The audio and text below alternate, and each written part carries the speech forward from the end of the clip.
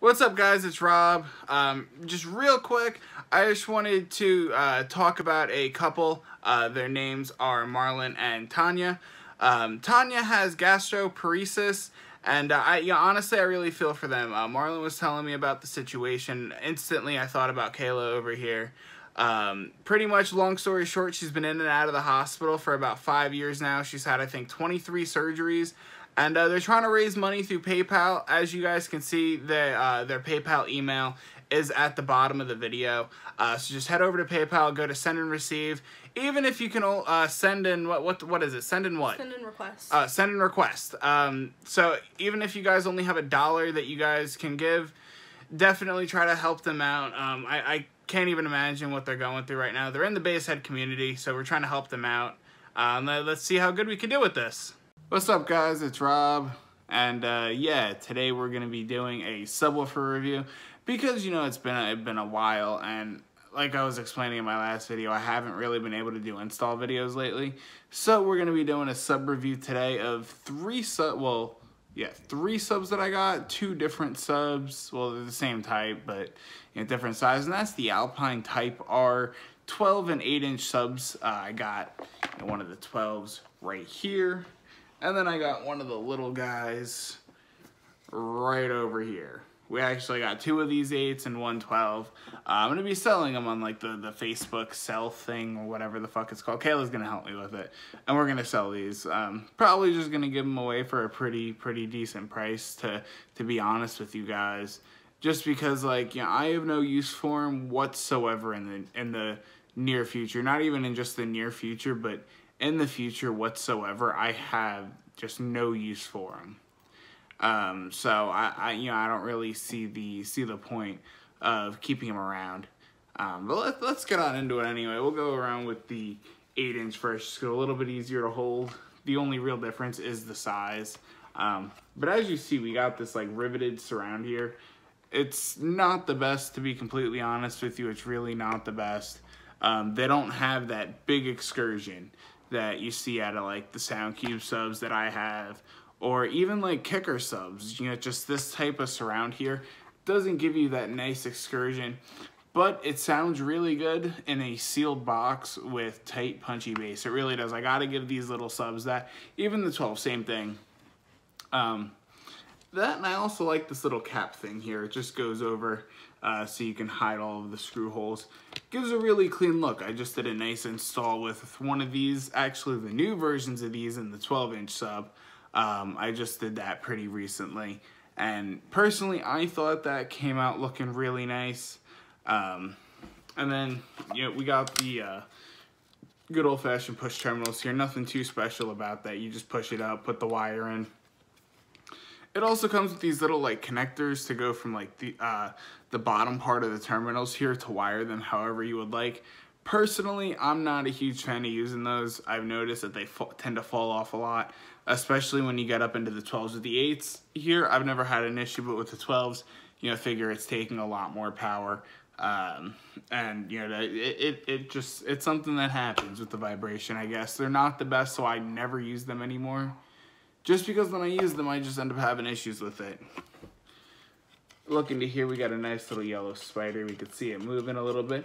Decent suspension, it's not too stiff. This is only a 500-watt sub, so it's not the stiffest suspension in the world. Don't think that you're gonna be getting something like a Sundown or a SoundCube or a Crescendo spider in there. But I mean, for what it is, it's good. They hide up the whole motor and magnet on this sub. I don't like that. You got this case around it, which also holds the basket on. I really don't want to go ahead and take that off, just because I probably will not be able to get it back on without breaking it. And since I want to sell them, I want to keep them looking like they're new. These are in really good fucking condition. I just have to repair this one slightly, because there's a little bit of a tear here in the surround.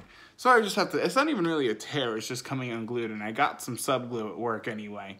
So I'm just gonna go ahead and fix that one up. And now we're gonna be showing you the bigger sub. As you can see, already a difference in this is we have a 2-finger thick vent hole, which the other one does not have, allows for the voice coil to cool off a lot quicker. On the 8-inch subs, I believe we also have a 2-inch voice coil, and I believe we have a 2.5 or a 3-inch in the 12s. I can't remember, because they did just change up the design of the 12s, and this is the older one that you're looking at here. I do have, well, I don't have the newer sub, but I have installed it before. But I mean, you know, they both sound pretty good. The newer one's just a little bit better in my opinion. There's a couple of small little things that this older style here doesn't have, and also I just like the new look of it. As you can see, we also have that same riveted surround here, but it of course is a little bit bigger. Same style push terminals, you can just fit some heavier gauge wire in. None other than that, I mean, it's really the same thing. A little bit stiffer suspension, of course, considering it's a bigger sub. And I mean, everything that you would expect going from the 8 to the 12 is there. I am kind of disappointed that the 8 doesn't have a vent hole. That would be pretty nice, especially for those ported boxes. But those subs, in my opinion, really do sound best in sealed boxes. So I guess it's a give and take. You know, having a vented sub isn't going to make a difference if it's still in a sealed box. What's the next thing? Fucking, these aren't that expensive. I've seen the older style 12s, just like the one that I'm holding here, online, you know, $175 to $250. You get them from a shop, you'll probably be paying closer to $250. I believe we sell them for $270 at our shop, if I'm not mistaken. So about average for what like the higher end would be. And we also carry the newer ones as well. So I figure the extra 20 bucks because you're buying it from a shop and not online. Then for the 8, I've got to fucking put this thing down, it's heavy. For the 8 though, 8s are pretty cheap. Because they don't have a new model of these yet, I've seen these online regularly, 100 bucks. I would not recommend buying this from a store because online you can get them for 100 bucks. For the 12s, it's gonna be about the same price. In a store, I would expect though to pay about $150 to $175 for one of these 8-inch subs. And I mean, especially for an 8-inch sub, you know, you're not trying to go crazy with an 8. And it's gonna sound pretty good. It's not gonna sound like some piece of shit sub that you got from a fucking flea market. Oh shit, I cursed again. YouTube's been demonetizing me, so I've been trying not to curse, but it's not going very well. But with, you know, especially with the 8, it's gonna be a budget-friendly sub that's gonna give, you know, anybody a little bit of extra bass in their car. Don't think you're going crazy. You don't think you're gonna be putting 20 of these in a truck or something. No. To keep it simple, you know, don't use these for competition purposes whatsoever. I could not recommend that to anybody to try to use these for competition because you could get so much more out of like a Sundowner or a Crescendo, and I mean they are expensive, but if you're doing competition and stuff, you don't want to be using these Alpines. But that's really it for today. Hope you guys enjoyed that. Let me know if you guys like the new audio.